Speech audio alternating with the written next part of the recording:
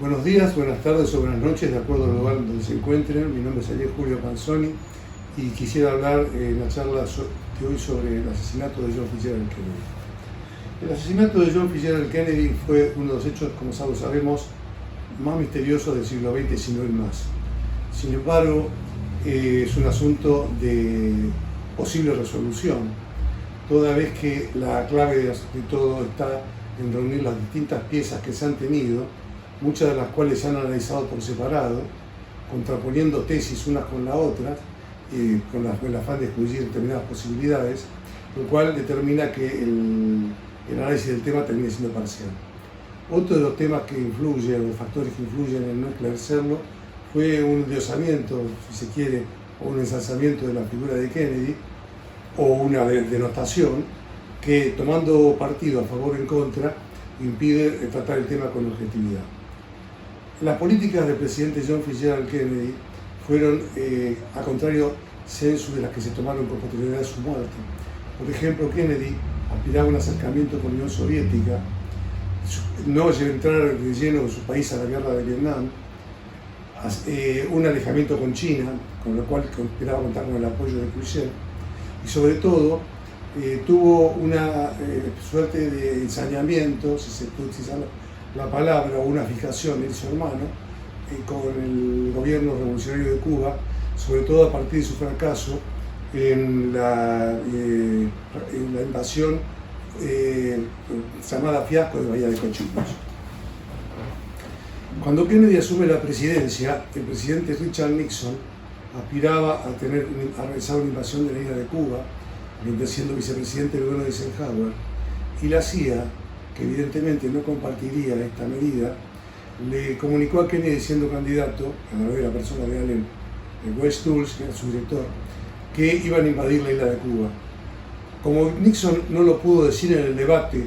de 1960, el primer debate televisivo que se realizó, y Kennedy hostigó sobre ese punto y sobre su blandura con el comunismo, quedó como Kennedy era un guerrero cruzado del siglo XX y que Nixon era hablando con el bloque socialista. Ahora bien, cuando Kennedy asume la presidencia, la CIA le presenta la hipótesis del desembarco en Bahía de Cochinos, que Kennedy comete el error de desviar su objetivo de desembarco hacia la zona de Playa Girón, más precisamente Bahía de Cochinos, cuando el primer desembarco propicio, planeado, era la zona denominada Clorinda, la cual permitía, en caso de fracasar, dirigirse directamente hacia la montaña del Escambray. Más allá de esta circunstancia, Kennedy impidió el apoyo aéreo a las tropas invasoras o a las tropas cubanas pro-norteamericanas de la Brigada 2506, toda vez que no le brindó el apoyo aéreo que hubiera sido requerido con aviones o aparatos de la Fuerza Aérea Norteamericana. Sí había autorizado el aparato de utilización de unos aparatos que tenían ubicados en unos países centroamericanos, creo que eran Honduras, donde hubieran disimulado la participación de Estados Unidos. A pesar de todo, la operación termina en un fiasco y Kennedy asume el fracaso públicamente, después de lo cual inicia una investigación encabezada por el general Maxwell Taylor y su hermano, Robert Francis Kennedy, que era el procurador general, y termina por echar al director de la CIA, Allen West Dulles, que era una de las vacas sagradas de la Segunda Guerra Mundial, venía de la OSS, y a quitarle a la CIA la posibilidad de realizar operaciones encubiertas en tiempo de paz, las que pasan las Fuerzas Armadas. En este contexto se pueden ubicar lo que después se denominó la Operación Northwoods. En su afán de conquistar Cuba o recuperarla para la influencia de su país, Kennedy había planeado con el Pentágono, o había ordenado al Pentágono planificar un mecanismo de contingencia que se llamó Plan de Contingencia número 2, encabezado por un general llamado William Craig, el cual tenía pensado hacer un desembarco en Cuba en el año 1962. Rusia, con la Unión Soviética, en apoyo de Castro, colocó los famosos misiles que determinaron la crisis de octubre de 1962, en parte por el afán de Kennedy y del gobierno de Estados Unidos en ese momento de reconquistar la isla de Cuba, pero también fundamentalmente porque el gobierno de Kennedy, según dice el autor Seymour Hersh, había instalado misiles Júpiter en la cercanía de Turquía, muy parecido al fenómeno que está produciéndose actualmente con Ucrania y las intenciones de Rusia de utilizar como base de lanzamiento a ciertos países de Centroamérica o de América Latina, del Caribe especialmente. Ahora bien, decíamos que la circunstancia de endiosar a Kennedy o de edificarlo o de denostarlo, como también del afán de sostener una otra teoría, impidió llegar a una identificación conjunta del problema que se presenta como un rostro puesto en un espejo destrozado que ofrece distintas caras. Cuando si se eliminan esas rajaduras, la cara aparece en su integridad. Lo cierto, el caso de cualquiera hayan sido las políticas de Kennedy, bajo ningún punto de vista hubiera hecho falta, digamos así, dar cuenta de su vida, por cuanto Kennedy hubiera ofrecido motivos suficientes como para ser objeto de un juicio político o un impeachment, como se dice en Estados Unidos. Entonces la razón que nos tenemos que preguntar no es por qué motivo se lo mató, ya sea por el decreto 11.110 de quitarle la posibilidad de emitir dinero a la Reserva Federal o su obsesión en la guerra de Vietnam, sino por un conglomerado de circunstancias que determinaron que ciertos sectores consideraron que fuera necesario matarlo o que no hubiera otro remedio que hacerlo. Esto se basa fundamentalmente en que Kennedy, por el afán de salir de la guerra de Vietnam, si era reelecto, cosa que iba a ser muy probable, y de no quedar hablando con el comunismo, pensaba realizar una invasión en la isla de Cuba, que era un trámite mucho más sencillo. Pensemos en lo que fue la invasión de la isla de Granada y que iba a durar mucho menos, y no meterse en una guerra desgastante como se demostró que iba a ser la de Vietnam. Por otra parte, tenía la intención de generar una dinastía que continuaba con sus dos hermanos, y como se vio después con el gobierno de Johnson y de Nixon, la guerra de Vietnam fue un motivo de desgaste político que dio lugar a que Johnson renunciara a su presidencia, y con la derrota de Vietnam a la caída de Mr. Nixon en el fenómeno de Watergate. Fenómeno que colocó en el poder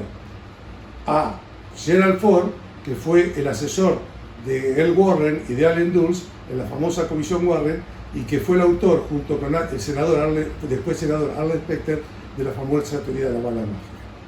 en virtud de la cual subió en lugar de una herida que entraba por la espalda a la altura del cuello, dijo que atravesó el cuello de Kennedy a través de la nuez y bajó en una situación que era impensable o inverosímil hacia el hombro del gobernador Connally, cosa que él dijo que eran dos balas diferentes, Connally, y hasta terminar en su rodilla y terminar en forma prístina en una camilla donde fuera trasladado Connally en el hospital Parkland. Ahora bien, el esquema del asesinato de Kennedy fue que básicamente se adoptó, como había que buscar una excusa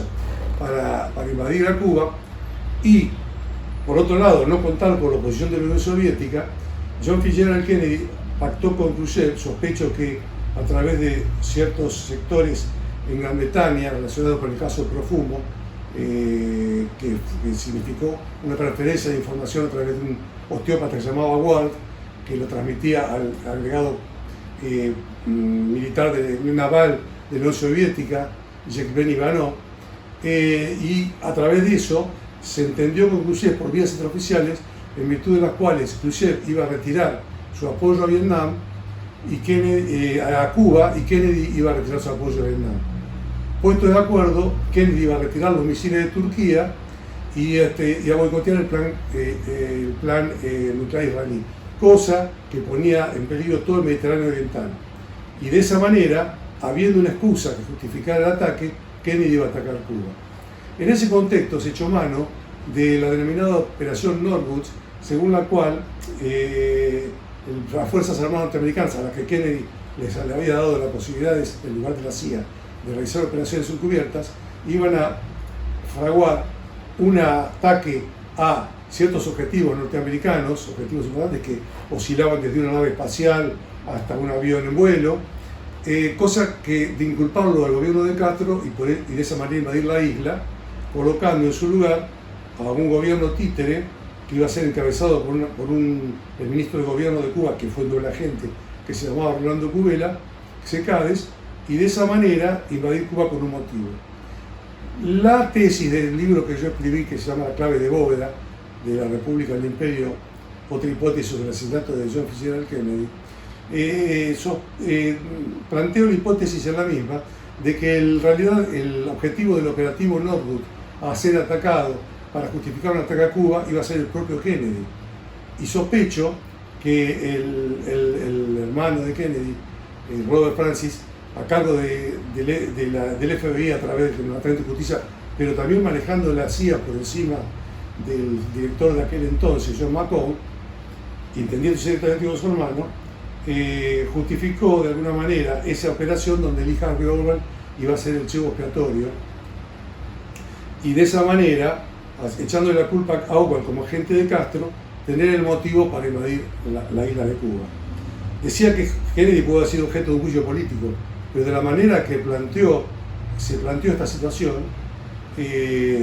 entiendo que pudo haber sido que se realizara un golpe dentro del golpe, aprovechando la cobertura del golpe ficticio para realizar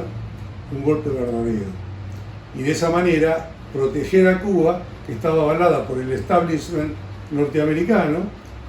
que se entendía muy bien con Castro, y al mismo tiempo producir la guerra de Vietnam, que produjo pingües ganancias de todos los órdenes a ciertos sectores del poder de Estados Unidos, el bancario, el militar, y según algunas versiones, también a través del narcotráfico en algunas instituciones oficiales. En este libro realizo un análisis pormenorizado de la escena del crimen, como abogado que ejercí la profesión en Derecho Penal durante 30 años, analizando con objetividad, no como una investigación necesariamente histórica, si bien a través de dichos de personas que, si bien no son juramentadas, fueron testigos presenciales del hecho, tanto en la Plaza Dili como posteriormente algunos sujetos que aparecieron con posterioridad, como el caso del agente de la inteligencia naval norteamericana Milton William Cooper, que fue el que estableció la tesis del chofer, a la cual la analizo con exhaustividad, y otros factores que también incidieron dentro de la escena del crimen, como ser películas tomadas, la famosa película de Rance Zapruder, tanto en la versión que comúnmente se difunde como la versión francesa, que denota el detenimiento total del auto, el análisis del contexto dentro del mismo, y también las posiciones de disparo, tanto que interpreto yo, fueron desde el puente del ferrocarril, desde la cerca del denominado Gracinol o montículo de hierba, y también del segundo piso del edificio de Arquet. Y un disparo desde el sexto piso, donde dice que estaba Oswald, que impacta en el hombro de Bernard Conant, y todo analizado según los ángulos correspondientes. La figura de Oswald entiendo que fue inocente, toda vez que aparece alguien muy parecido, vestido como él,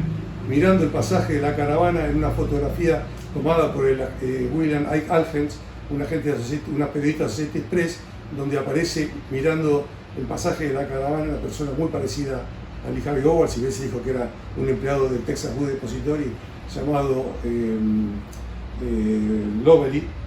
Billy Loveley,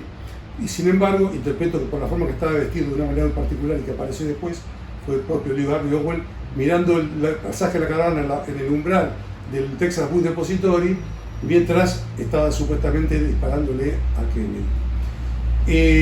Analizo otros testimonios como el de la amante de Kennedy,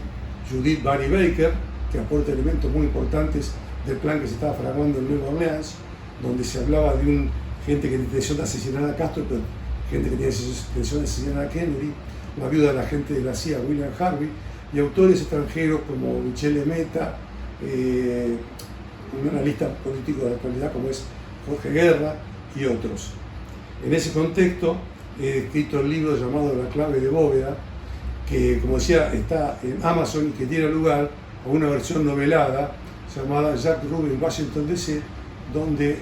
un supuesto Jack Ruby, que en realidad nunca fue, aunque pidió ir a Washington a declarar sobre el caso, expone pormenorizadamente, en forma novelada y ficcionada, los detalles del mismo. Solamente quiero hacer la aclaración que la verdad sobre este asunto recién se va a saber cuando se publiquen plenamente los archivos sobre el caso, algunos de los cuales tomé en cuenta y son importantes, publicados en el año 2000, liberados en el año 2017 por el presidente Donald J. Trump, que lo empleé en mi libro para actualizar algunas de las teorías. Por ejemplo, en torno al conocimiento de Oswald y Ruby, o sobre la teoría de la bala mágica y las declaraciones de los médicos del hospital Parkland en cuanto al disparo supuestamente que entró por el cuello de Kennedy había entrado por la garganta. Bueno, muchas gracias.